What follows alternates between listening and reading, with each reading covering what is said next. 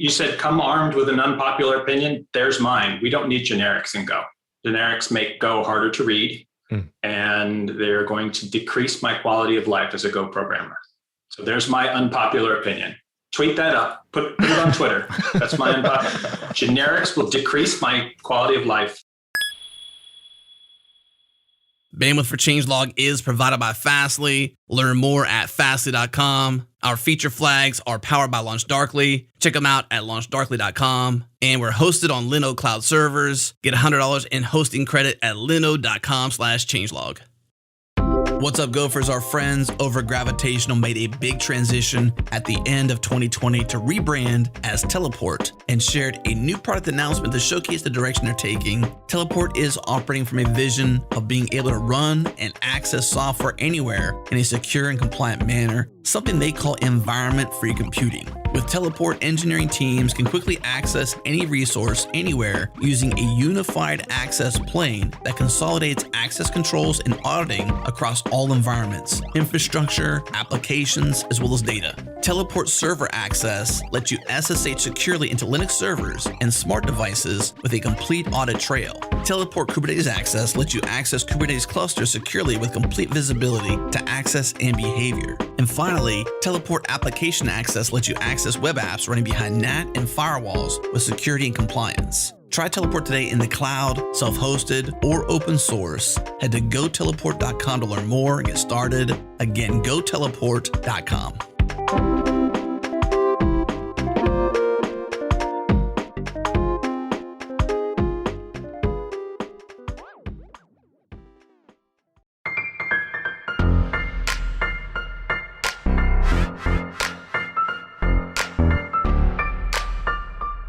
Let's do it.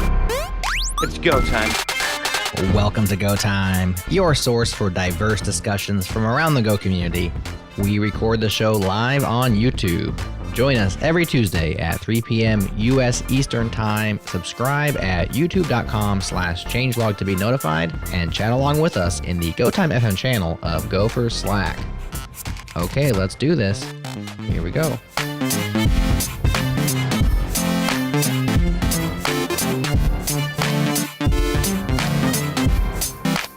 Hello and welcome to Go Time. I'm Matt Ryer. Today we're talking about code generation. Hit it, Brian. Repetitive code just makes me sick. So code generation always clicked. Write the code that writes the code. As long as you're not using Node, talking about code generation. This is the part where I smash the guitar. Brilliant. Smash it. I've done that. I did that at GopherCon. Oh, yeah. Well, that was awesome. So thank you so much to Brian there. Now, let me do proper introductions. So you heard him already. Very early Go adopter, co-author of Go in Action, and co-creator of GopherCon, and actually one of the original cast of Go Time. It's only Brian Kelson. Hello, Brian. It's only me. I'm OG Go Time. Yeah. Yes. Welcome back. Thanks. It's a little bit surreal being here. Yeah, it has been so far. All this guitar playing and you don't mention that he's in the Gopher band? Oh, That's of course. A founding member of the GopherCon band. How did that come about? Well, we were thinking about ways to entertain people at the first day after party. And I thought it might be a fun idea to get like a karaoke backup band so that we could just have like one or two gophers at a time singing or playing an instrument while the band backed us. And it very, very rapidly devolved into us being a whole band. And we hired some professional musicians to step in if we just didn't have enough people for a particular song. And it was great fun. And of course, in San Diego, the Gopher band played on like a carrier. On the aircraft carrier. That was pretty awesome. That's quite a gig. Yeah, although I would have to say that's probably the tamest year for crowd participation, that people were busy looking at airplanes and not so busy thrashing with us. It's a little sad. Well, I feel like it's going to be hard to like or it would have been hard to claim that as a business trip when they look at it and they're like, you were clearly at a rock concert up like on stage. aircraft carrier. That's not business. You can't offset that with your tax. Well, I should also introduce, we're not here alone. You've heard his voice already. John Calhoun's also here. Hello, John. Hey, Matt. Welcome back, mate. How are you? I'm doing well. Good quality chat as usual, John. We're also joined by Chris Brando. Hello, Chris. Hi, Matt. How are you? I'm very good, thank you. Welcome back. What's been going on? You know, just life, enjoying February. Yeah, in the I've north. never heard that said. Never heard that phrase before. But well, that's great. I'm really excited about this episode because we're talking about a subject that I'm really interested in. And that is, as we heard from our excellent opening song, code generation. So for anyone that doesn't know what code generation is, who wants to take a stab at explaining what do we mean by code generation? Aren't we all generating code all the time? Code generation is writing code that writes the code. Ooh, isn't that a bit dangerous, Brian? Like sort of getting into Terminator territory? Well, it's a little bit like Barry Manilow writing the songs that make the whole world sing. I write the songs. Yeah. So a program that writes programs. So why wouldn't we just write the programs? What's the advantage of doing it in that strange way? I like to imagine this all started when somebody had a manager who gave them raises based on how many lines of code they wrote. So they're like, I'll write some code that'll write some code, and then I'll get a big raise. Oh, clever. I did actually once get lines at school and they let me do them on the computer. So I just copy and pasted and printed out the lines and they accepted it. Because I don't think they knew how copy and paste worked. Nice. Yeah. So maybe it was something like that. Now, when you say you got lines, does that mean you were forced to write out a sentence manually over like the Bart Simpson on the board? Yeah, sorry, that's what we call it. Okay. We'd get lines. You have to just repeat some lesson. Where I grew up, getting lines meant mirrors and razor blades, and I don't want to confuse people. Okay, yeah. Well, I'm not as rock and roll as you, Brian, as obviously. Fair. Okay, so programs then that write programs. What's some good use cases for that? What sort of problem does that solve for us? So my favorite is when you have a pattern that you want to apply to a problem set, and you need to do that over and over. You need to treat a particular resource a certain way, and it's going to be the same for all the resources. There isn't exactly a generic way to do it, but it's such a cookie cutter approach that you can write something. You can write some metadata and then use that metadata to introspect the problem domain and then generate code. Yeah, I've used it before. I had a data structure, and obviously Go doesn't yet have generics, but I had a data structure that I wanted to support multiple types.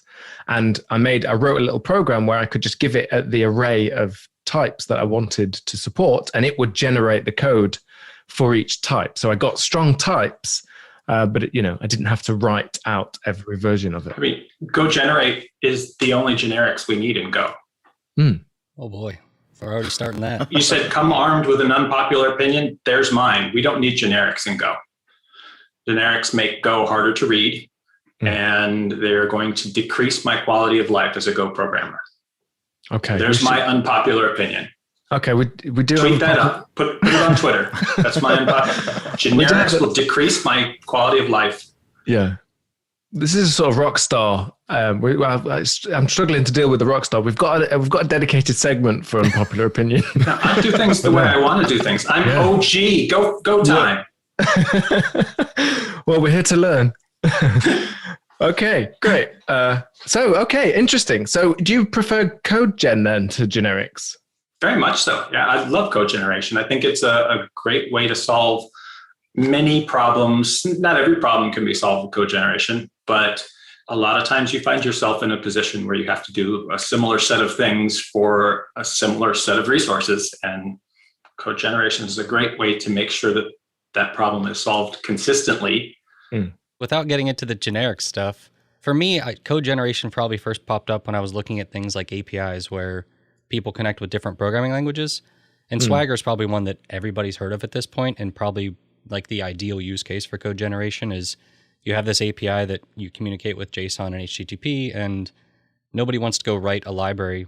Like if you're a company and your whole company is written in Ruby or something like that, you don't want to have to go write libraries so other people can connect to your API in every language under the sun that you probably don't know much about. So code generation is like an awesome tool for that type of use case too. Protobuf uses code gen. I think in general, like serialization, like if you want it to go fast, that's a really good use case for code gen, because like you can do it with reflection. And I don't think generics is really going to replace any of that. But if it's like a core part of what you're doing is serialization and deserialization, then having code gen can make it far easier and far more maintainable to kind of write and maintain that code. So that like you can have a struct with proper typed fields in there, and they can be set directly because you sort of know in the meta sphere, you know what those fields are. You don't have to do reflection and other types of magic to wire that up, that kind of thing. Yeah. So like in a Marshall JSON or unMarshall JSON, instead of like throwing it into the encoding JSON libraries, like, hey, go use a bunch of reflection and figure out what all the fields are and then translate them to names, you can just generate the direct code that will generate the JSON for you. And that is much, much faster than the reflection code. But also, specialized use case, most of the time, the cost of reflection there is not the bottleneck of your application. Yeah, I find one problem that we have with code generation is that the code that gets generated tends to be quite ugly and difficult to read. It's kind of like, it's almost like you either have nice templates that you can read and maintain and manage, or you have nice output. I feel like there's a trade-off between the two. Has anyone found that? I don't think there has to be, though. It used to be worse. Like, have you used it recently, Chris? Because, like, there was one point in time where it was really hard to remove white space. And I think all the templating libraries in Go have added, like, sort of directives to make that possible now. But I know there was a time where Matt was completely right that doing that sort of thing was really hard to do because white space essentially just caused issues. Yeah. And step 2 was, step 1, generate code. Step 2, run Go format. Yeah. Yeah. If you're generating Go code, absolutely. If you're generating Go code. But there is a package out there by a gentleman named Dave on GitHub, github.com/Dave. And the package is called DST, Decorated Syntax Tree. And it is truly the most elegant solution I've ever found for generating beautiful code.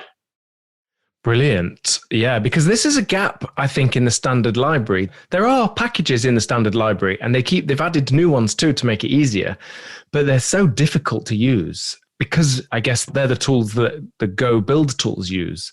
And so they're kind of all powerful, but they seem really low level and quite difficult to get your head around. Like you have to do value, and it's kind of like reflection, isn't it? Don't love that so much. Reflection isn't the easiest thing to do as a Go programmer. It's fraught with peril. Yes, and we avoid it where we can.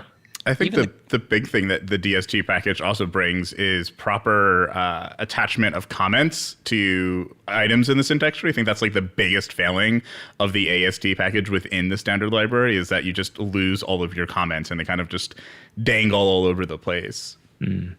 Yes, that is a problem. Does the DST package, does that actually maintain comments, Brian? Do you know?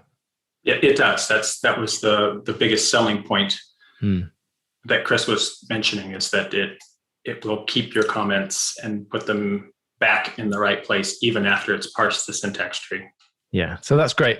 Well, so that's like for using Go code as the source data, which you don't always have to do in code generation, I suppose.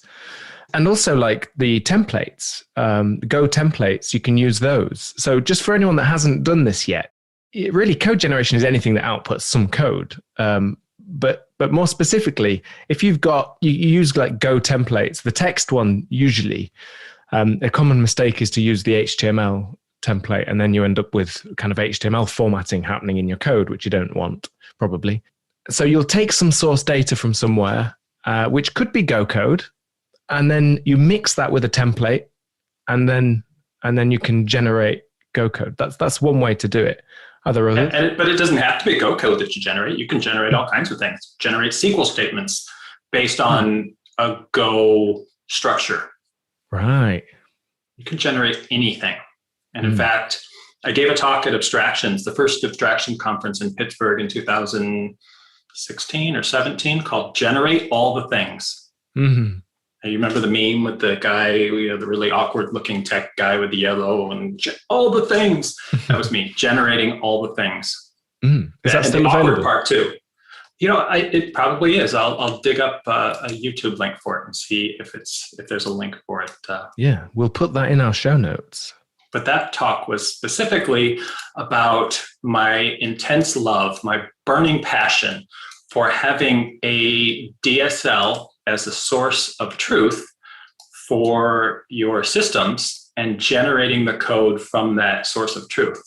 So if you want to know information about a type, you look at the DSL. If you want to handle that type with Ruby code, you generate Ruby code to use it, or you generate C# or Go or database code or whatever. But that DSL is a system of record for all of the information in your enterprise. So I have a question for you. We've talked about this several times on the show, where in languages like Ruby or any dynamic language, you can dynamically catch, like if a method's missing, and then you can add code. Do you consider that code generation as well, or does it have to be something where in Go you actually have to spit out some Go code that can be compiled, because that's how Go works? So do you differentiate between the two, or do you kind of consider the two similar? Well, I would say code generation, you're writing new code. And in Ruby, using something like method missing, that's more metaprogramming. Although they're really close cousins, I don't think they're exactly the same, but they're similar. If we have time at the end of the show, remind me to tell you about how method missing cost the state of Georgia several million dollars. Yes, that's definitely going in. I do have to say, when it comes to code generating, specifically when you're trying to generate Go code, I feel like the text template package is actually kind of bad for that, and it's better to write actual Go code and then use the tools we were talking about to parse it and then kind of manipulate it that way and stamp it out. Because then when you're actually writing the templates, you're writing real Go code. So you get syntax highlighting, you get formatting that's really nice, you get compile errors and all of that nice stuff. Whereas when you're just working with text templates, it's just like, a little bit wonky. So how do you do loops and things in that then? If you're going to iterate through a set of data, how do you do that in the Go code? For range. Okay.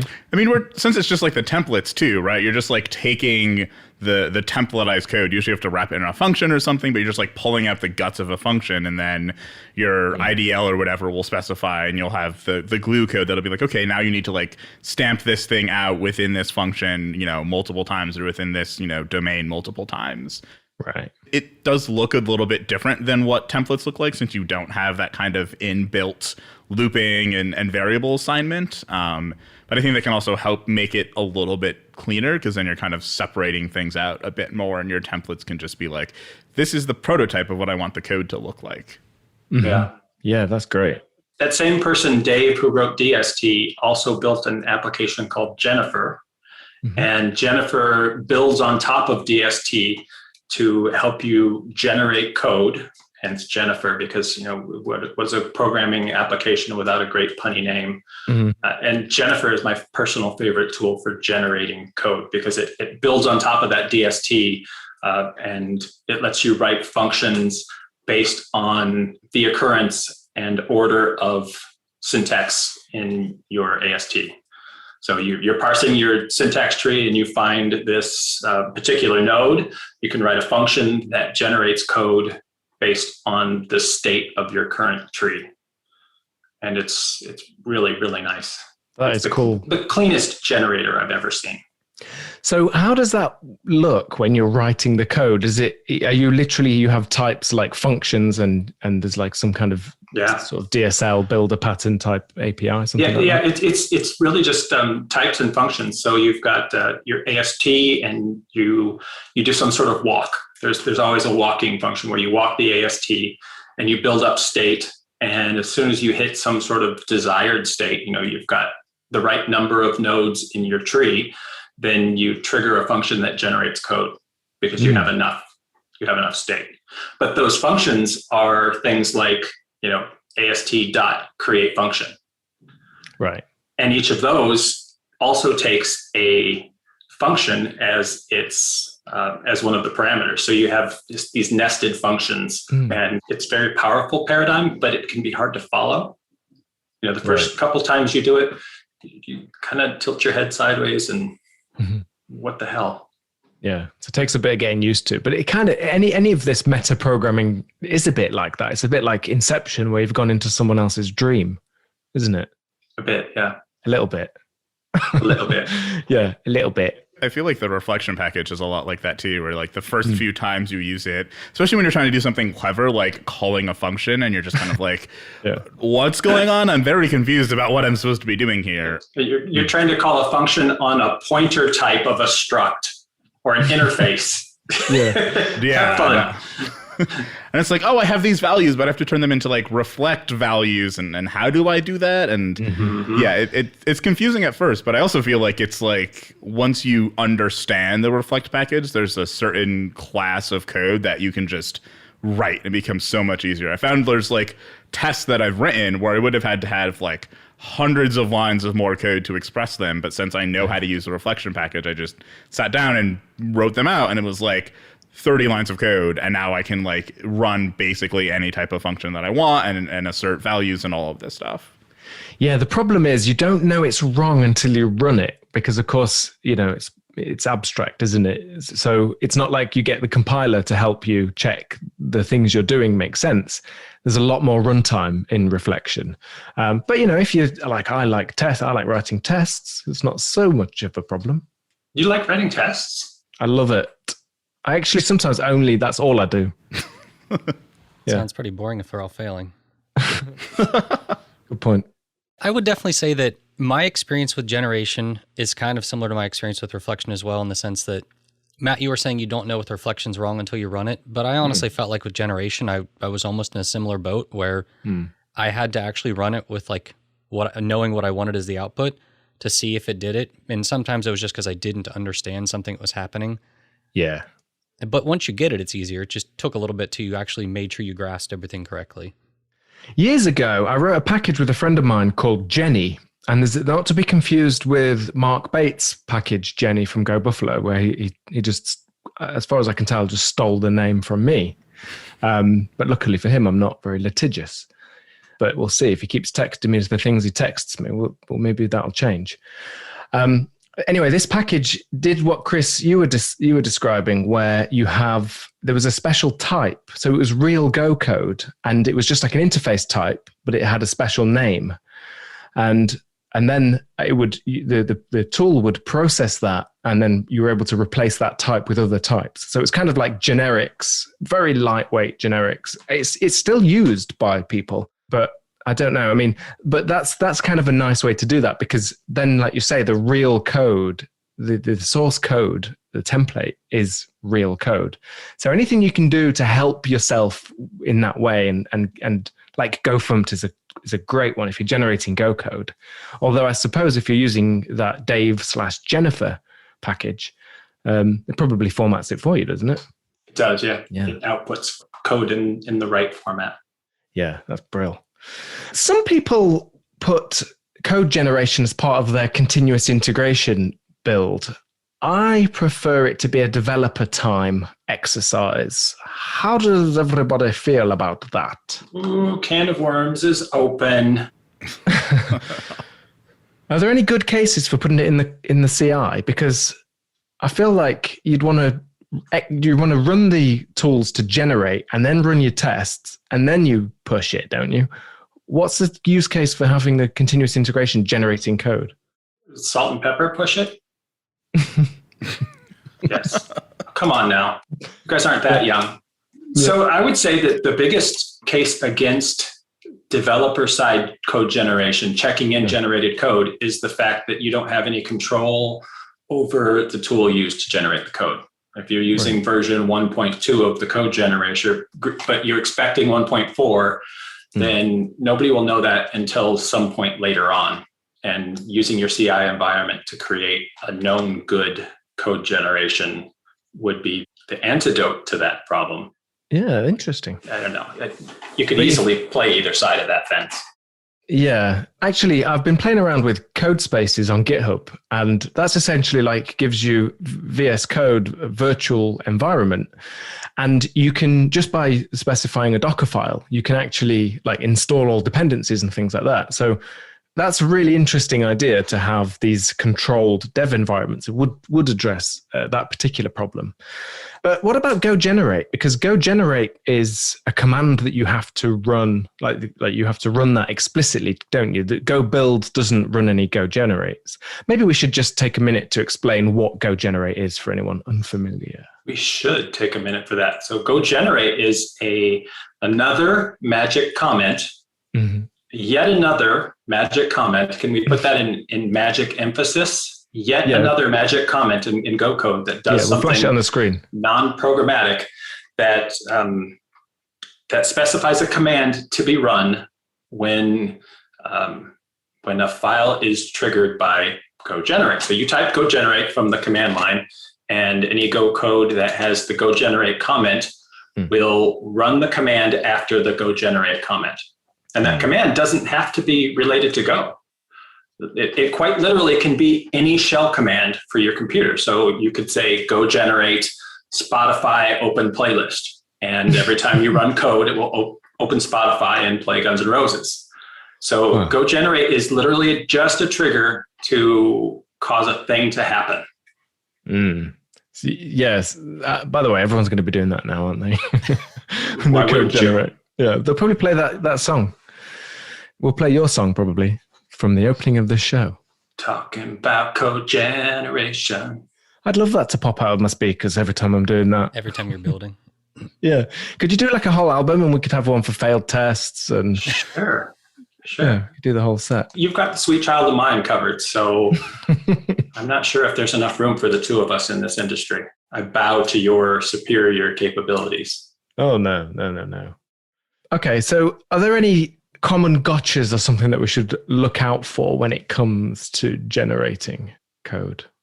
Absolutely. Tests, 100% required. If you're going to generate code, then you need to have known inputs and expected outputs and test against those as a unit test. And then as an integration type test, a broader test, test that the code that you generate does what you expect it to do as well. And would you say not to generate the test code? I actually love generating test code. Right. So the question is, the test code that you generate actually test your code? You know, who watches the custodians? I don't remember the Latin key custodian. I don't know. Who watches the Who's watchman? watching the watchers? Yeah. So to make sure I'm getting this right, you're saying that you enjoy generating both the code that's going to do whatever you need to do, plus generating tests for that code. I just want to make sure we're all on the same page. That's correct. Okay. That's something I've always sort of, it's not that I've been against it, it's just I've always, I guess, veered away from it, because it kind Why? of, I don't know, it almost felt like I wasn't actually, how do I put this? Don't worry about offending Brian. I'm not trying to offend. He's bulletproof. It felt almost like those tests never actually failed or told me anything useful at the time I was doing it. So I kind of just stopped doing it at the time. And that's the bonus of code generation, because you generate code that works because you've extracted it out of a pattern that already works. It's not like you start generating bad code and then you catch it by writing a good test. I always start, I shouldn't say you because I don't know what you do, but I always start with a pattern that I know that works, and then I abstract that into code generation. And once you have that, then you can write your tests against it and you can generate them. Yeah, I feel like those meta tests, the ones you were talking about, either testing the source thing, the original thing, or those integration tests, I feel like they're extremely useful. Mm-hmm. Yeah. I mean, it's very satisfying when you start doing code generation and you see it working with just one bit of data, one input, and then you just add all the data and suddenly you just see all this code being generated. It really is very satisfying, whether it should be or not. Don't you find? Oh, very much so. My moment of eye-openingness, what do you call that? My aha moment for code generation was when I stumbled across Goa. in I don't know, 2016 or 2015, I don't remember. And Goa is interesting because most DSLs that you find in the programming world aren't written in Go. Go is not an easy language to use to write a DSL. You can use Go structs as the source of your code generation, but actual Go code functions, not pretty. Ruby, Python, beautiful languages for writing DSLs. But Raphael, who wrote Goa, found a way to build DSLs that was elegant. And when I saw that, I immediately demanded in my open source friendly sort of way that he take the template engine, the DSL engine, and make it generic so that it wasn't just Goa that you could write DSLs for. And he said, pull requests, speak, baby. So that was the first thing I did. I took the DSL engine and made it generic so that you can create any DSL with the DSL engine for Goa. And that was it. I mean, I was so sold at that point because you're writing what looks like a DSL, you're describing your system, and that builds a tree, a syntax tree that then executes code that writes code for you. And that code can be anything. I mean, you can go from the gamut of writing SQL IDL files all the way across the spectrum to writing Kubernetes deployment manifests with the same DSL. That's brilliant. Yeah. Why wouldn't you do that if you could? I think that's probably the big appeal for any code generation. Like Matt, you've mentioned Auto before, and you use that to generate both Go side code and JavaScript code to connect to it. And just having that idea of the developer only has to do something once is very appealing. I suspect that's also why, like when we look at code generation, there are several tools out there for generating basically models to connect to a database. And I think that's appealing to a lot of people because they think, I don't want to write all this code that connects to the database. And I know people have mixed feelings about, using something like that versus not, but it is by far one of the more common use cases I see. And I think it's because people are just attracted to that idea of I only have to define this stuff once and then all the other code for it's generated. John opens the ORM can of worms early in the show today. I mean, it had to come up at some point. And the ORMs generally take two approaches when they're generating code of either the Go is the source of truth or the SQL is the source of truth. And I think that's probably one of the bigger, I guess, can of worms to get into as to which one's right and which one's going to cause you more problems down the road. What's the answer then? Personally, I guess it just depends. I've found more luck with things like I think SQL Boiler is one that takes the SQL and generates the Go code. And I've found more luck with that type of approach most of the time, but there are definitely cases where the opposite is easier. For instance, if you're taking somebody who's new to developing web applications and they've gotten some Go down, at that point, it's probably easier to use one that takes the Go and generates whatever it needs for the database side because they already get what the Go is. But it really just depends on, the team and what you're doing in that sense. I've definitely seen cases where if you have the Go stuff defining what the database is, and then some migrations or changes can be kind of tricky to, I guess, express correctly for some people, or it's easy to have some weird bugs like that where the Go code changes and the SQL doesn't necessarily change the way you need it to reflect that. But I don't know. I don't want to get into the ORM can of worms. I have mixed feelings about them.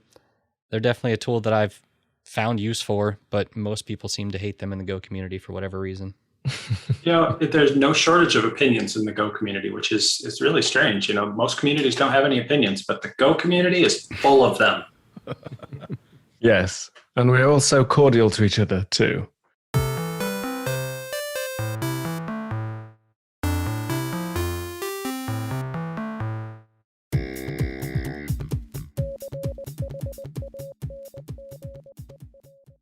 This episode is brought to you by LaunchDarkly, feature management for the modern enterprise, power experimentation in production. Here's how it works. LaunchDarkly enables development and operation teams to deploy code at any time, even if a feature isn't ready to be released to users. Wrapping code with feature flags gives you the safety to test new features and infrastructure in your production environments without impacting the wrong end users. When you're ready to release, more widely simply update the feature flag and the changes are made instantaneously by the real-time streaming architecture. Eliminate risk, deliver value. Get started for free today at launchdarkly.com. Again, launchdarkly.com.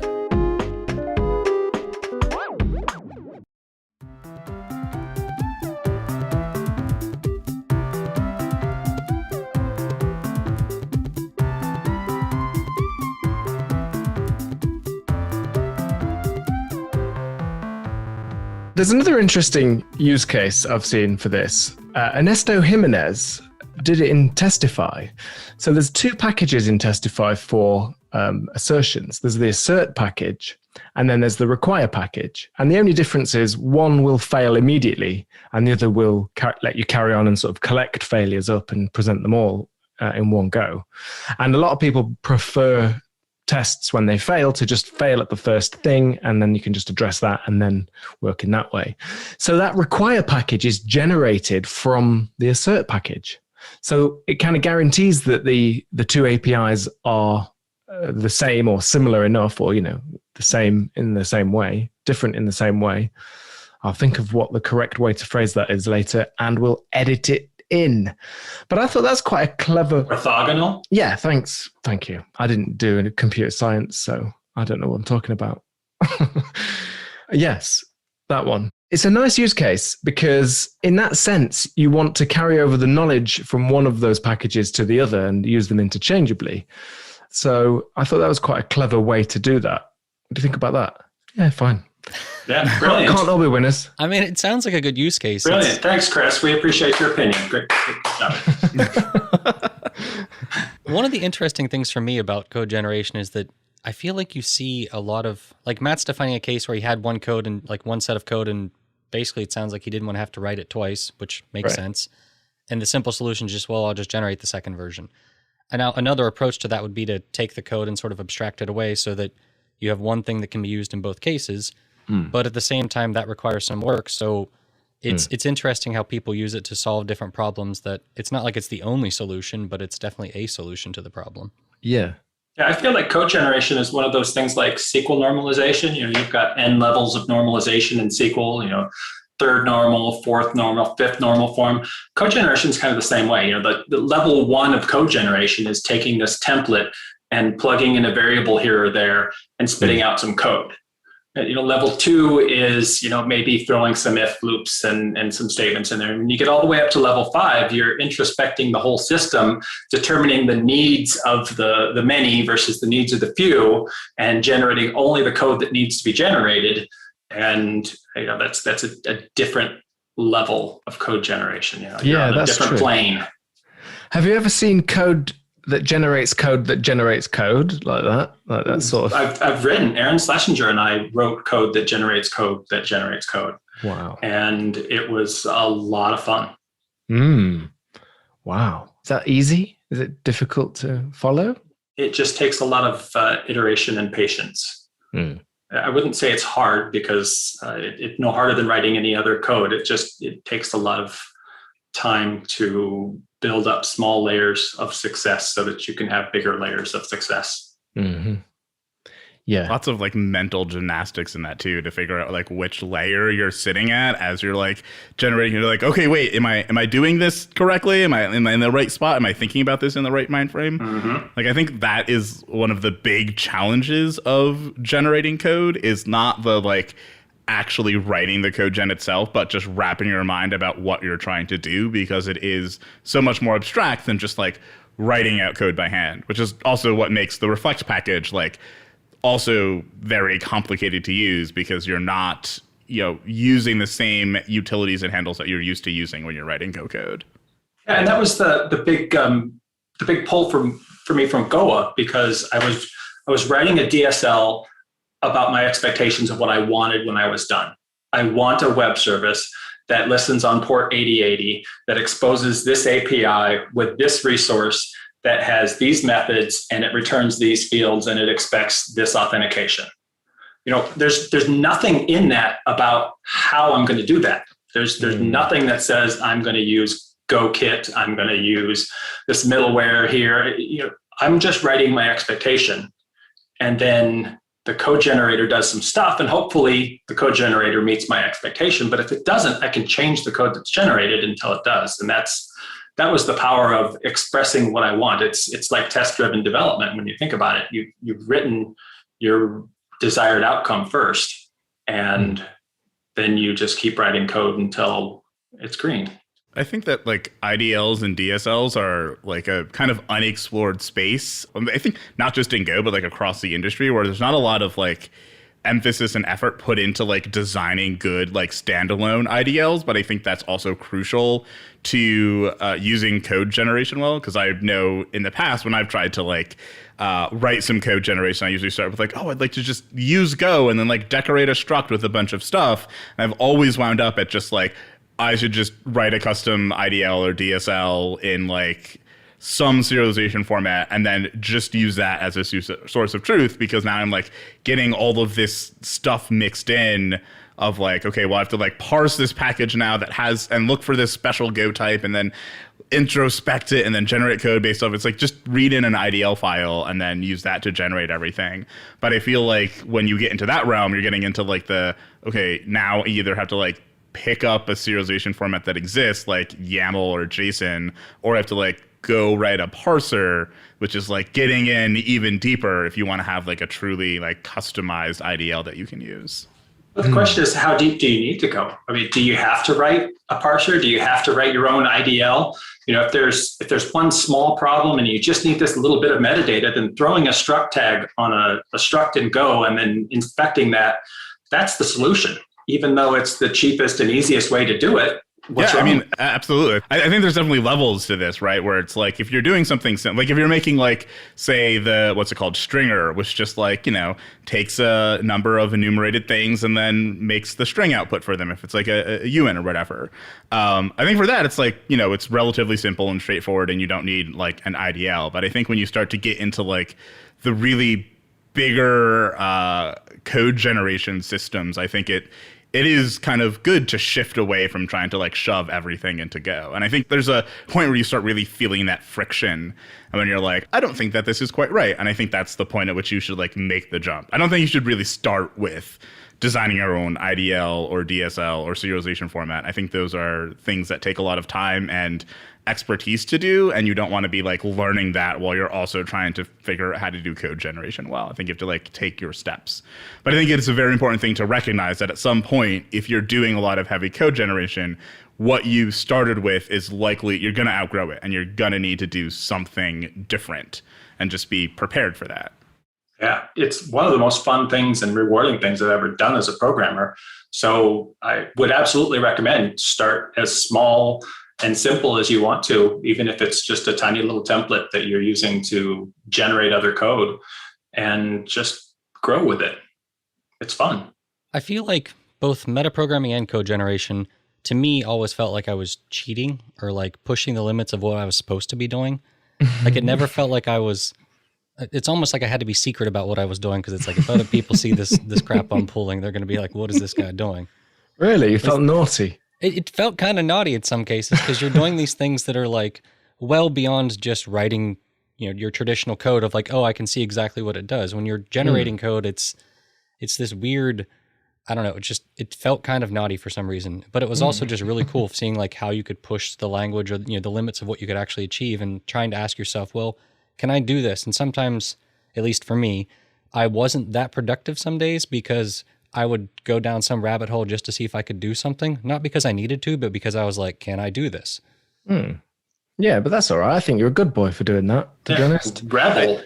I think that's actually like something we need to do more of, really. Yeah. It's like, so I think like the only way that you can really acquire these skills is by going through and like actually practicing them and actually like using these libraries and packages. And if every time that we have like a small problem where you're like, okay, I could solve this with reflection, or I could solve this with code generation, but I could just write these 150 lines of code by hand and it'll solve this problem now. If you always choose to write the code by hand, then you'll never have the skills to actually use these packages. So when you come into a big problem where you do need these heavier tools, you're just kind of stuck, or you're lost, or you're just going to take up an exorbitant amount of time like going through and not using these tools. I know that I, at multiple times in my career, have like been able to lean on my ability to use the Reflect package in Go to like save myself tremendous amounts of time and tremendous amounts of stress. But that's only because I sat down and actually pushed myself to like use the Reflect package,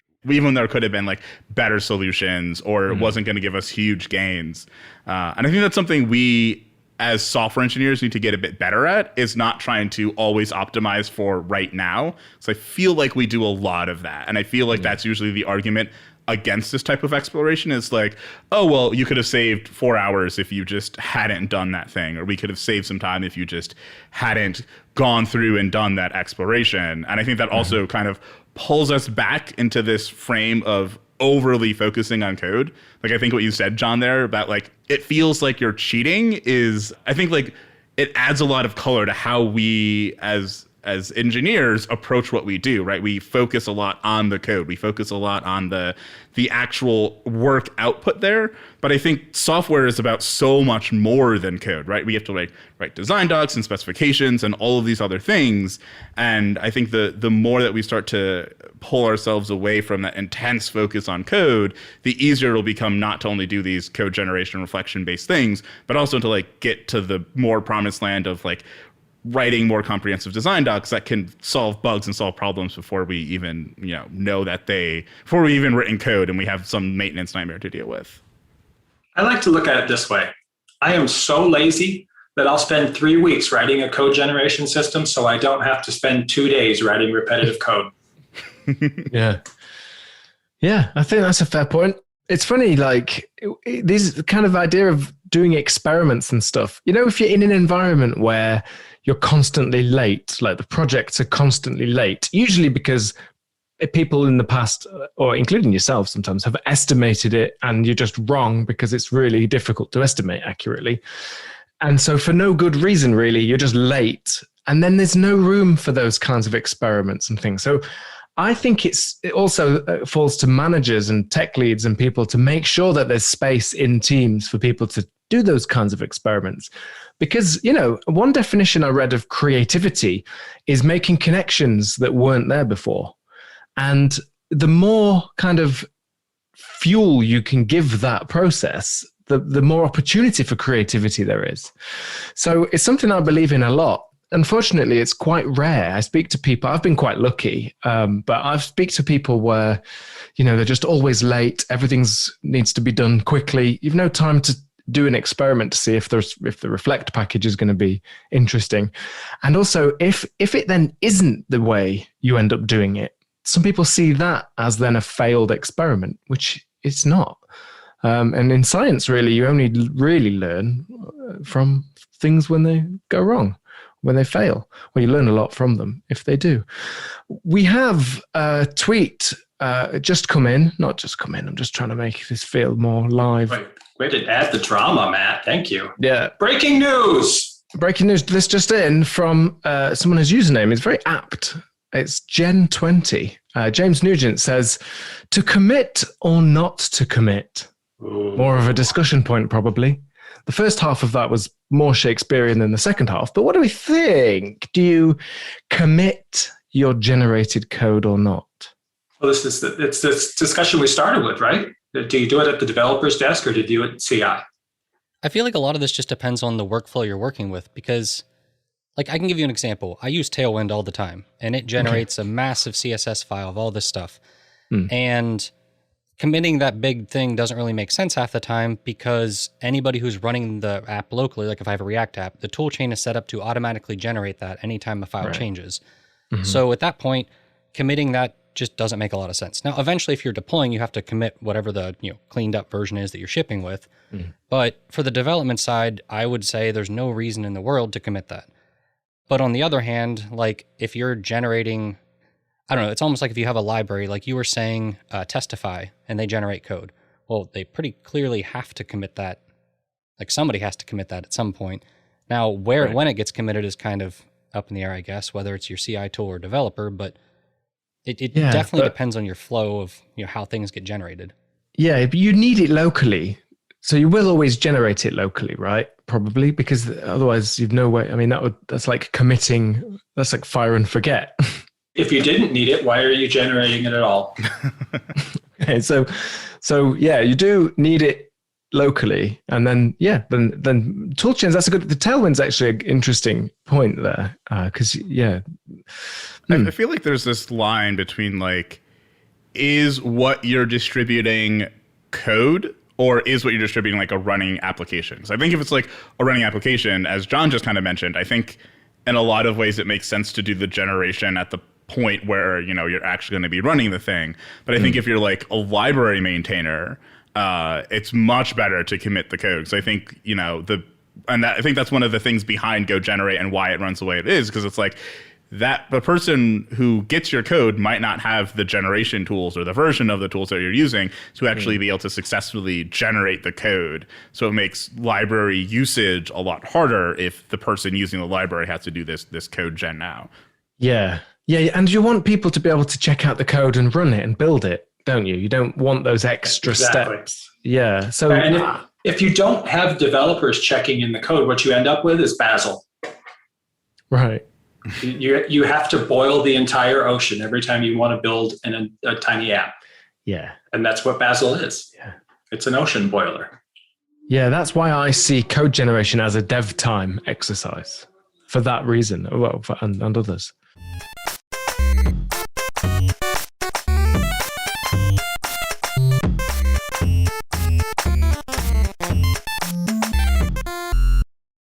What's up, Gophers? Are you trying to take your infrastructure further, faster? Of course you are. On March 3rd, join Equinix Metal for their first technical user conference called Proximity. Proximity is a follow-the-sun day of live-streamed technical demonstrations showcasing Equinix Metal's partners and their ecosystem. Visit metal.equinix.com/proximity to view the schedule for this event and get closer to your digital advantage. Again, metal.equinix.com/proximity.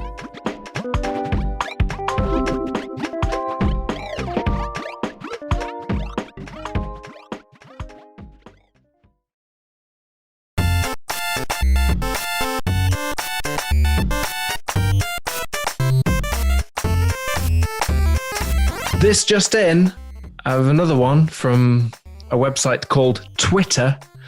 And this is from Tobias. And Tobias asks, how would you generate code split into multiple files or directory to get you started for new projects or parts of projects?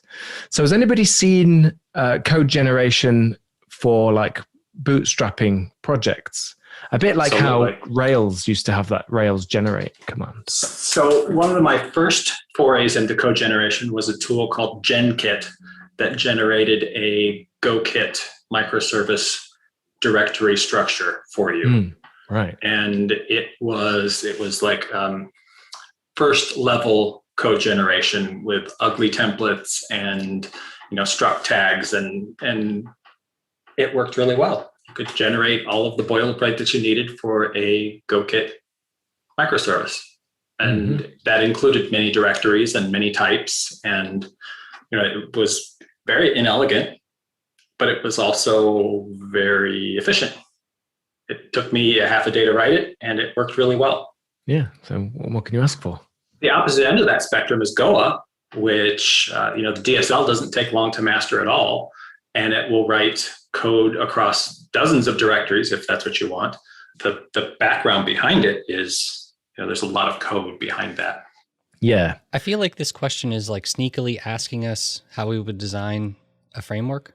Buffalo. Because like Buffalo or something, because it does kind of sound like, how would you structure it? That basically comes down to what would your framework look like at that point? And if you're interested in examples of that, Buffalo is a good one to go check out it generates everything. And then, there's much smaller tools like GQL Gen, I think, is one that just generates the GraphQL components. And then you're still expected to connect everything to that. So there's completely different takes on that you can look at. And I think it kind of just comes down to what you need for your project. Because there's definitely cases where Buffalo is a great fit, and there's definitely cases where it probably wouldn't be my first tool to go to. Well, Buffalo is a good example of solving a problem and then abstracting that solution out into a more generic toolkit. And that's really where code generation shines for me, is once you've got that problem solved, generate the code to solve it over and over. Yeah, that's an interesting point that you've made a couple of times, Brian. I think it is something that is worth people considering, because even if you know you're going to use code generation to solve a particular problem, you still ought to solve that problem yourself first. A bit like when you have a sense that there's a cool abstraction just waiting to be discovered. It's worth solving the problem, really solving it for yourself first, and then having a look to see. And in fact, sometimes doing it a few times, actually. I think that's quite a nice point. Chris, what have you done actual code generation yourself, and what sort of use cases did you use them for? Do you remember? Yeah. I think like the last big thing I did code generation on was when I was working on the MongoDB Go driver. And the kind of wire protocol level was like very kind of normal and regular. And I was like, I keep writing the same code over and over and over again. This is really annoying. It's like slightly different things. So like, oh, like this command is slightly different than the other one. So I just wound up starting off with like just writing the structs and then generating all of the methods that I needed off of them. And then I actually wrote an IDL format, and I was like, okay, now we just have these IDL files and we generate all of the implementation based off that. So it's like one of the things I've used code generation for in the past. But I've used it for a lot of things that are like similar to that, where it's like, I could write and maintain all this code by hand, but it's very tricky and everything is very regular, and it's going to be really difficult to find bugs if I try to maintain this by hand. So it'll be like small typos here and there will like completely break. But if it's not, in the case of the Go driver, it's not a used command often, then it might only break like when it's out in production already, because we don't have a good way of testing that already because of other things. So I think like that's how I've used code generation a lot in the past. I think to kind of respond to this tweet too, I have a kind of split way that I feel about this. Like, I think that these types of tools that generate scaffolding and whatnot are good and useful, but I also very much dislike that we use things that are so general and generic that we need all of this boilerplate in the first place. Like, I feel like it's somewhat of a failing of design here, because I feel like I've run into these same sorts of situations before when I'm trying to design something. I'm like, oh, there's a lot of boilerplate. And each time that I've done that, I've just sat down and spent probably considerable amount of time figuring out why I'm writing so much boilerplate. And usually at the end, I figured out like, oh, my design didn't quite fit properly. And I feel that's what a lot of frameworks wind up doing, is that they try to be so generic and encompass so many things that you need all of this boilerplate to just get the thing that you could have written with fewer lines of code if you just wrote the more specific code. Like, I think configuration library is a really good example of this. I've written multiple configuration parsing libraries that wind up being less code than if I had used, which is it, Viper? Yeah, Viper. Oh, don't get me started on Viper, Chris. No, okay. Viper used to be the cutest little tiny configuration thing, and now it's the biggest monster. And I'm responsible for a good amount of that sprawl, because I added the remote configuration so you could pull configuration from console and etcd. I added that to Viper, and it turned Viper's binary from this big into ginormous, and it's a big ugly mess of code. And I did it. I did that. Well, welcome to therapy. Thank you for attending. Who taught you how to smoke weed like that? You did, Dad. Okay. But I do think that, like, for where we are right now, having these code generation tools does make it easier for people that are like, okay, well, I have to use this framework because of other reasons. Let's at least make their life a bit easier. But I do worry about like the kind of, let's just generate all of our structures, because then it's like I go and open an application, and there's like a little bit of a nice thing about when you open like a well-structured Go project where you're like, I can see where all the things go. I understand. I can see what this application is doing. But if you start having all of this hierarchy and structure, it becomes like, oh, like I can tell this is a Rails project. I have no idea what it does, but I can tell it's a Rails project or a Buffalo project or whatever project. I can tell that it's this thing, but I got to go do a whole bunch of extra investigation to figure out like what it actually does. Yeah, that's a good point. There's no opportunity for storytelling, is there, if all the structures look the same? Because that's the thing, when you have package structure, good package structure tells you a story at a glance, doesn't it? That's a great point, Chris. Amen. Yes. I don't want to throw a particular static website generator under the bus, so I'm not going to mention Hugo by name. Okay, very good of you. However, I had this idea. I wanted to play with Go 1.16 yesterday. It was yesterday. And I have a Hugo blog, because Hugo really truly is a fantastic way to build blogs. You know, it's a wonderful way to turn Markdown into HTML. It's opinionated and it's fast and it's wonderful.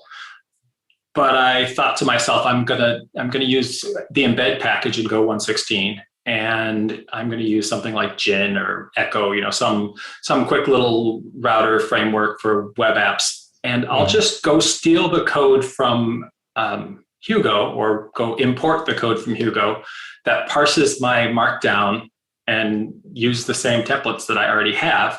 I'll embed that into the Go binary, and I'll ship a web server version of Hugo. That's all embedded into the same thing.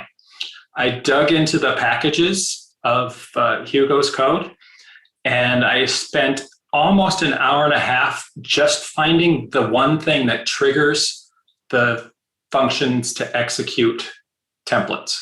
Mm-hmm. Right. Thousands of packages, thousands, maybe millions. Children died. Yes. I do feel like that's the thing that happens though when you start to get like bigger and bigger libraries, is that all of a sudden finding really simple and straightforward things becomes like an archaeology experiment. Like I remember like digging around in, this is probably like the example of examples, but Kubernetes. I was like, how does this thing work? And I was like, okay, I guess I'm just never gonna know, because like the sprawl of packages that you can wind up with is just like insane. So I feel like it's like code generation good, but also like maybe we should make sure that when we are code generating, that we're also like being good, you know, citizens and being good, you know, helpers and maintainers, and making sure that new people can kind of get in and start to understand how things are structured. Yeah, that's definitely true. Another thing happens in open source as well is when projects get popular, suddenly everyone wants to contribute to them, which is great, but that's then what you see happening. It did happen to Hugo. I must agree, Brian, because it started off, it was kind of tiny and it couldn't do that much. And that was sort of really easy to use. And it is just a trade-off. The more features a thing has, the harder it is to use. And it's sort of by almost its nature, unless they're just more capabilities within a certain direction, like just adding more, say, storage providers that it can support. The idea is still the same of storage providers. So that's quite a nice way to scale out a project. It's when things start to do more and more things. And, you know, Ben Johnson, he recently has his project, and he said, no PRs, no contributions, please. It's an open source project. You can use it. I think he lets you open issues to report bugs, but he doesn't want code contributions because it's a hard problem to solve. It really is. Yeah, I really respect that. It probably took a lot more courage than we're willing to admit to come out and say, I don't want your PRs. Yeah. But Ben is a really smart guy, and he went through this with Bolt DB, and I think that learning experience taught him quite a bit about how to manage that open source. So you're welcome to the source code. It's open, but you're going to have to fork it if you want to change it. I feel like that should perhaps start being the way that we interact with open source more. Like, I feel like, you know, as we just mentioned with like Hugo, like how many of those things did we actually need in there? How many of those things do people actually use? Do most people actually use? And would it have been better if we kept Hugo simpler and just made it more extendable, or made it easier for people to like fork it and add the things that they needed to add? So I think, you know, my experience as an open source library maintainer is that there's just a lot of drive-by PRs, and you put a lot of effort in, and you have to put a lot of energy into like explaining to people like, hey, this is why like we really wish we could add this feature, but we can't, or hey, we can add this feature, but we have to do it in a different way. I read Ben's article about like why Lightstream is, open source but close to contributions, and it really resonated with me because it's like it does take a huge amount of emotional and just emotional energy and time to take contributions, and I think a lot of the time it just doesn't wind up being that kind of, it doesn't wind up paying off for the maintainer and sometimes for the community as a whole. Yeah. I like that phrase, the drive-by PRs. I think that's kind of really, really cool. I don't get drive-bys. You're not even meant to be texting. We mentioned earlier the Go Embed new feature in Go 1.16. Next week, Mark Bates himself will be joining us to discuss that very topic. The Mark Bates? Yeah, that's the only one we could get, unfortunately. I did try and find alternative ones that were nicer, but unfortunately couldn't find any. So it has to be that one. Yeah, sorry. I think that Go Embed is actually something that I've been wanting to have for a while when it comes to code generation. So I think I've had tools where I like distribute them to people like internally within our organization. And one of the challenges is always like, how do I get the templates, where the templates are Go code or like text template, like into the binary that I'm shipping to people? And I like that now it's like part of the language. It's a language feature that enables you to do this, because I've definitely had spend a lot of time with people just being like explaining like, okay, this is how you compile this tool so that you can use it. And I think that, having Go Embed there will just make it so much easier. You don't have to do anything special to make it work. Yes. And if you want to learn more about Go Embed, tune in next week. That's my radio, professional radio bit. Nice. So we got to let Brian finish his therapy session by going into his unpopular opinion. Yeah, I think it's time. It's time for Unpopular Opinions. I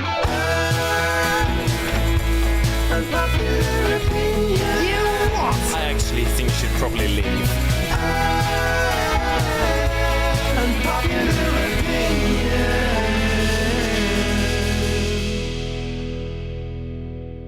Okay, well, we did hear your unpopular opinion earlier, Brian. Do you want to elaborate on it, or do you have any others? That was well over an hour ago. I don't even remember what it was. You don't want Go generics. Oh, yes, generics. I really don't want Go generics. I feel like Go is a wonderful language without them. And one of the core features of Go is that it's easily readable. Go is optimized for readability. Adding generics reduces that readability significantly for me. Really? Somebody on Twitter replied to me, I won't say that person's name, but they said, WTF, has no Go programmer ever worked with generics before? You are behaving like kids. Somebody said that? Somebody said that. I'll send you that. You might get on with that person, Brian. Maybe. I mean, I like generics, don't get me wrong. I just don't like them in Go.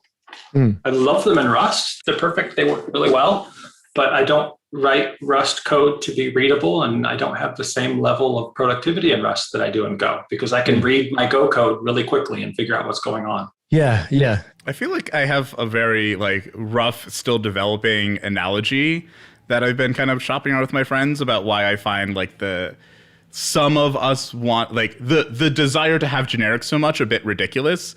And it goes a little bit like this, where it's like, okay, well, it's kind of like saying that, you can't write a good story in German because German has gendered words and multiple versions of the, and English has like this generic the that we have and no genders for most of our words. So it makes English a better language for storytelling because of that. And that sounds, pretty inherently ridiculous because, your story as a whole has much to do with so many other things that aren't related to like the nice syntax of the language that you're using for it. And I think that's like a lot of the case with Go, where it's like we are this is a successful language, and we've gotten this far without generics. And that's not on its face a good reason to not have generics. But it also kind of tells you that like maybe at the end of the day, these won't be the things that we need, or the kind of golden feature that we really need to have to make the language even better. But I also definitely agree with Brian on the kind of cost of generics, which I feel like is not. I feel like among experienced Go engineers, this talked about a lot, but it's not talked about a lot at large, where it's like, in a lot of my code reviews, and I think Mitchell Hashimoto tweeted out about this, of like, now he has a standard thing he's going to have to put in his code reviews, where he's like, does this really need to have generics? And I think a lot of us are going to spend a lot of time looking at code that has generics in it and have to go and explain to people, like, well, do you really need to have generics here? There's probably a better way to do it. There's probably a cleaner way to do it. We don't really need to have this, and having like lots of back and forth conversations about generics now that it's going to be in the language. And I don't really know how much of a benefit it's going to add outside of the like, okay, we've written some container libraries that we now have to use. Great, now we have this for generics. But where else is it like really necessary and was causing a lot of pain? And I just don't think, I think in the first like 5 years of us having generics is going to be a big net negative on the language ecosystem and Go engineers. Yeah, I think I did a talk at Gotham Go called Things in Go I Never Use. And it was kind of the same idea of even like things we already have, and this idea that a smaller language footprint is better. So there's things that I just happen probably never to use very often. And I think it's going to come down to that a little bit. You know, we do have to be careful. We have to educate, because it's really people that come from other languages, I think, straight away are going to solve problems maybe with generics immediately. And we're going to have to, there will be an education, I think, to make sure that we're using it in the right way. But it's the same with code generation. I mean, you can abuse that too. And, you know, we do. I think it's exactly like code generation and reflection and all these other things where it's like, I think channels goes in this too. It's like, we don't need to use them most of the time. But when we do need to use them, they are very useful to have. But it's difficult to figure out when and why you should be using these things. Yeah. And it takes a lot of time and experience. And while you're building that time and experience, there's a cost that you have to pay for having those things in the language. Yeah. And it feels like we've just like, we're adding another one, like another big one that's like, okay, now we're just going to have to, you know, teach a lot of people about like, you know, and figure out as a community, like, how do we wind up writing Go code that still feels like the Go code that we've had in the past with this new feature. And I think that's just going to take a lot of time and a lot of effort, and it's going to cause a lot of stressful things for people. What was the big Mozilla data processing library? Really early on. It was one of the first big learnings that GopherCon brought for me specifically, was that, you know, channels aren't the answer to everything. And I wish I could remember the name of the library, but there was a big data processing library written in Go, and they use channels everywhere. And it didn't scale. Once they hit a certain threshold, channels aren't the answer. Yeah, I mean, I'm guilty of this. When I learned about channels, I loved it. And because I saw some example cases where it was used brilliantly, and then I overused it. And it wasn't that it didn't scale in my case. It was that it was hard to follow what was happening. And then I started just using a mutex. And I tell you what, just saying lock and unlock is very clear. If that's really all you need, it's kind of perfect. Yeah. And I even, you know, when defer used to be slow, I would even just defer the unlock sometimes. So it wasn't really about performance for me. You know, it was about the readability. But yeah, sometimes just a mutex is very, very powerful. Yeah. I guess I have mixed feelings about this, because on one hand, it kind of sounds like part of the argument is we don't want to spend this effort on education, like educating people why they shouldn't be using generics.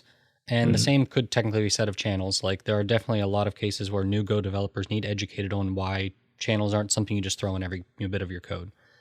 And I definitely agree that there's going to be a cost, and there's going to be opportunities for either somebody to make research, like, you know, books or whatever that help educate people around when generics are actually a good fit versus, okay, you think you need generics here, but here's actually other ways to solve this problem. And I think once that sort of hopefully comes into place, you know, there are some good solutions or not solutions, but good resources out there to show people how to avoid generics. then I think they're going to kind of fade off into like something you rarely have to mess with, but they're there when you really need them. And I don't know, like I get the concerns. I guess I just don't feel like they're reason alone, I guess, to not add generics to the language. Oh, interesting. I do have, it's not like a counter, but I guess just like another perspective on this as well. Cause I think it's like, it's never kind of just like, oh, it's either we do this thing or we don't do this thing. There's always like, we do this thing and we're not doing a bunch of other things. And I think that's more of the problem for me, is that we have spent a huge amount of time as a community working on generics. And obviously, like, we can't force people to work on things. So it's not exactly like we should be working on something else. But I think we as a Go community, but I think also we as an industry need to kind of do what I was saying earlier of like start moving away from this obsession of language features and obsession with like, oh, well, this language doesn't have this feature, so it's not going to be good for writing software in, and start moving up into those higher levels of like actually writing better software and using higher level paradigms that aren't necessarily dependent on the language itself. And I feel like Go has historically been pretty good at that because it is so doesn't have a lot of features. It doesn't, and the kind of extra features we do have in Go routines and channels, as we've been discussing, like we don't use them a lot. They're kind of for special, okay, I know I need to use this here. I think that has done, perhaps by accident, is push people to focus more on the software itself and the thing that we're trying to build. And I think that my worry of us, it's not really about generics, I think, at the end of the day. It's just this like more focus on like, oh, well, we'll just like add things to the code, add things to the language, and that will fix our larger problems. When it's like, no, we have to get back to the like, how do we actually build applications so they don't like fall over? How do we build applications so they're readable and maintainable? How do we build applications so we can quickly onboard new people so we can get more resources onto projects when it's necessary? And I think those higher level meta things are constantly being left out of the conversation, and we're not discussing them in enough depth. And I think generics is one of those things that just sucks more air out of that space. Yeah, I think that's a great point. I wish we had more time to discuss generics in more detail, and we probably will on a future episode of Go Time. Don't invite me. No, we need all the perspectives. Brian, if you leave Go because of generics, I've got one message for you, mate. You'll be back. Yeah, bye. Bye, Felicia. You say the price of generics is not a price that you're willing to pay. You cry over the T's from C++. Go F yourself. Why so sad? Remember we made an arrangement of simplicity. Now you're making me mad. Remember, despite Go's strange syntax, you're a fan. You'll be back, soon you'll see. You'll return for the concurrency. You'll be back, time will tell, because interfaces work so well. Dev speeds rise, bug counts fall. Next to Java, programs Go look small. And when push comes to shove, we will finally add generics to remind you of our love. Go, go, go, go, go. Go, go, go, go, go, go, go, go, go, go, go, go, go, go, go, go, go.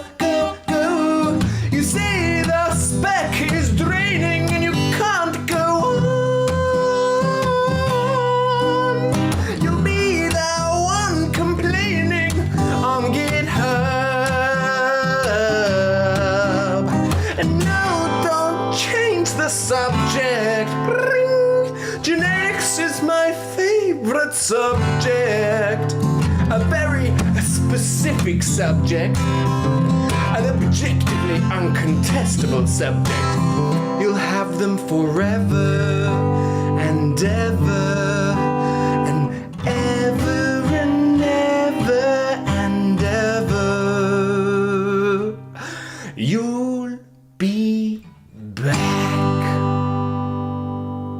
have like a little tiny Yes. unpopular opinion I can just drop and run? Please. So my unpopular opinion is that estimating how long things are going to take is not actually that difficult. We are just so ridiculously bad at it that it seems impossible. Okay, what's the difference really between those two things? If we're all terrible at it, why don't we just stop lying to ourselves and stop doing it? I think the former is something we can fix, right? If it really was true that you can't estimate things, that it's like this impossible task we can't get right, then we're kind of stuck, right? Then you can't ever really fix that. We're just kind of stuck with like, I don't know, software will get done when it gets done.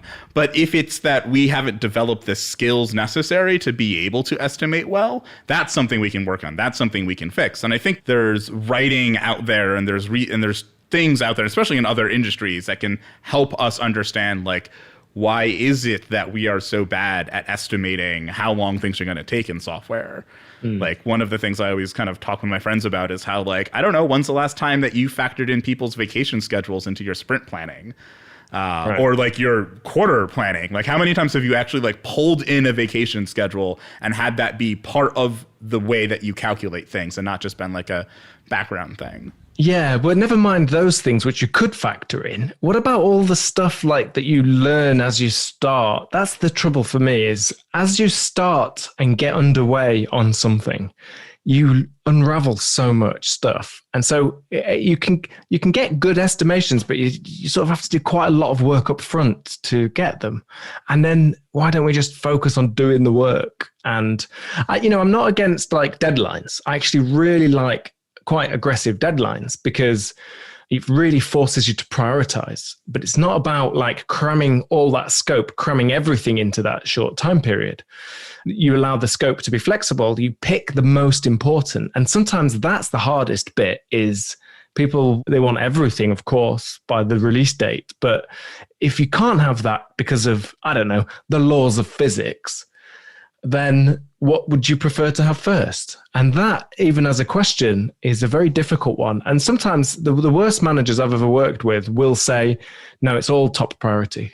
It's all top priority. Like, because I'm saying, well, let's try and order this. No, we need it all. It's as simple as that. And it's like, I feel like our industry is like veered very much into the like being scared of doing anything up front. We're always just like, no, we got to like just get into it, just get into the work. And I think we've very much underestimated the actual cost of doing that, of like a surprise. Now we have all of this code that we have to maintain. And if we got this design wrong, then we're stuck with this code. I've worked on so many legacy code bases that are like, if you'd spent an extra 3 weeks just thinking this through, we would have had a much cleaner design and a much better thing.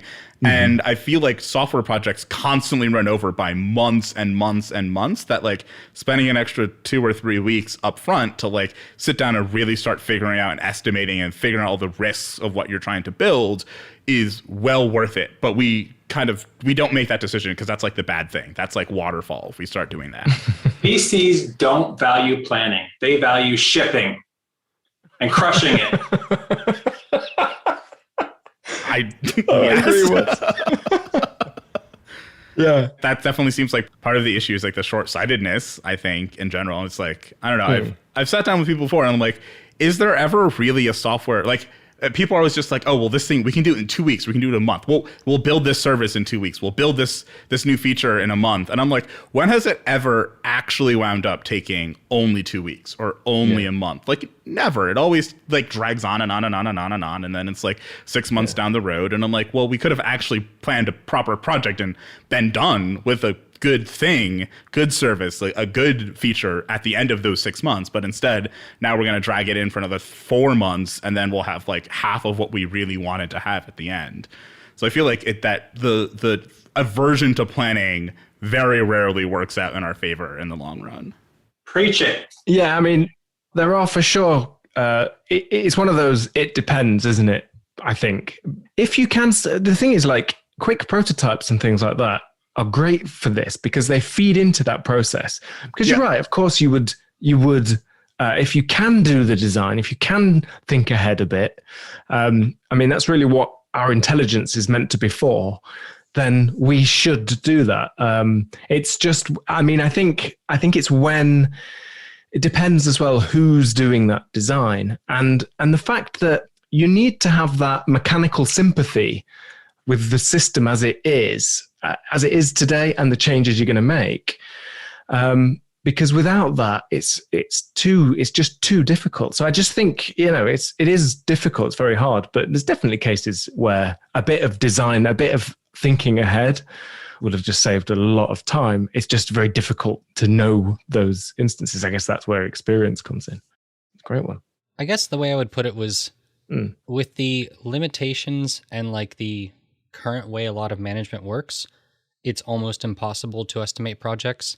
But if your management's willing to work with you to be like, I need a week to figure this thing out, like to do a prototype and to figure some stuff out in design, and then we can sit down and come up with a good estimate from that point. And if you have like a team that's like, it's not necessarily, I guess what I'm saying is it's not just learning how to estimate. Part of it is having a management team that's willing to let you figure out what you need to figure out, and let you actually learn the skills you need to learn to estimate accurately. And in a lot of places, they aren't willing to do that. So you're expected to estimate a project without doing any prototyping. And if you come back and give a realistic number, sometimes they're like, no, that's too long. You need to close, like it needs to be less than that. And it's like, well, you're expected at that point to just give them a less number, even though it's not accurate. Well, I always say, well, what do you want to take out?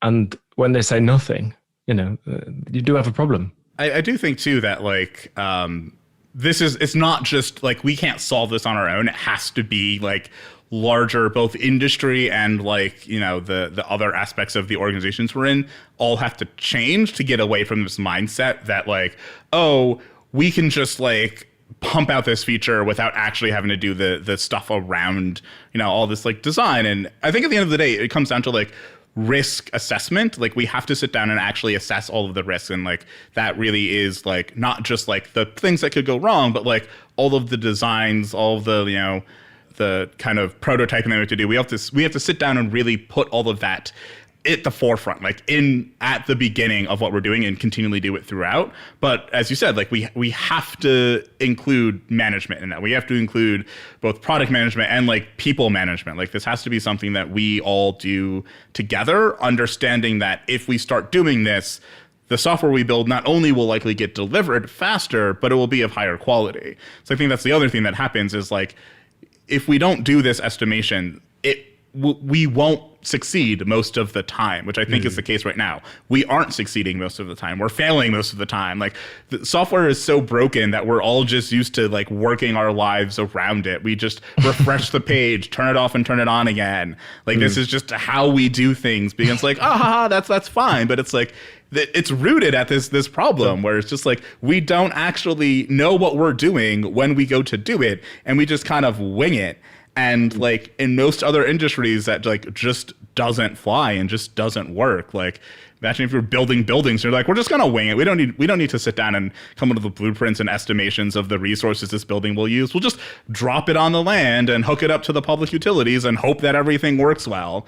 But that's quite honestly what we tend to do a lot of the time. We'd have some great buildings though if we did let people do that. A lot of them had failed, but the ones that worked, imagine them. Yeah, there'd be a lot. Yeah, Angelica Hill, another GoTime panelist, is actually a manager herself. So we are going to do a future episode where we dig into this, and I want to call the episode "Managers, Do We Need Them?" We'll find out. We'll find out. We'll solve that one. We are well over time. This has been a great conversation, but I need to do some host duties now, and basically get rid of you all.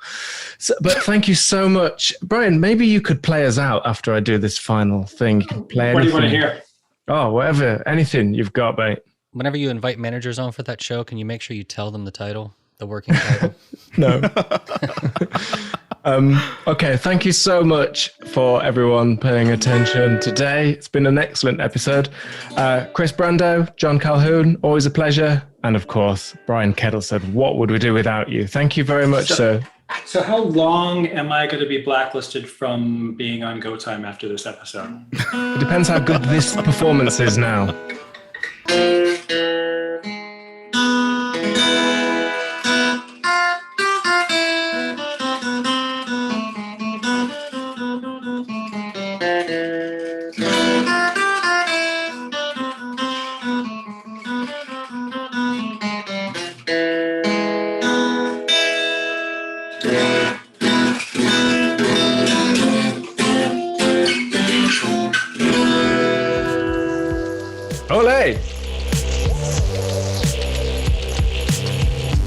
can support our work and help ensure that Go Time continues into the future with a Changelog Plus membership. Ditch the ads, get closer to the metal, and directly contribute to all Changelog podcasts at changelog.com/++. Once again, that's changelog.com/++. Check it out. This episode was hosted by Matt Ryer, produced by Jared Santo, with music by Breakmaster Cylinder. Go Time is brought to you by our awesome sponsors. Special thanks to Fastly, Launch Darkly, and Linode. Next time on Go Time, a listener request. Carl Johnson and Wayne Ashley Berry join Matt and Mark to talk about Go Embed. Stay tuned for that one. It'll be ready for your ear holes next week.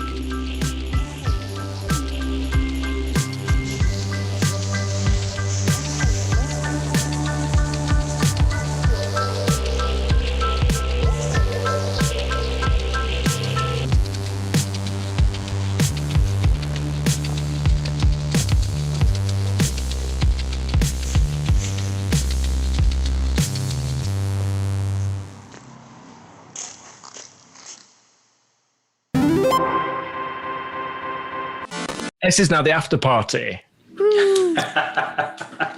So this is great stuff. I gotta go to the bathroom, man. It is time. That's going in. That's going in. That has to go in. That's a great ending. We'll cut the song and then we'll just play that clip. I gotta go to the bathroom, man. I gotta go to the bathroom, man. I can't. We're done. Brilliant.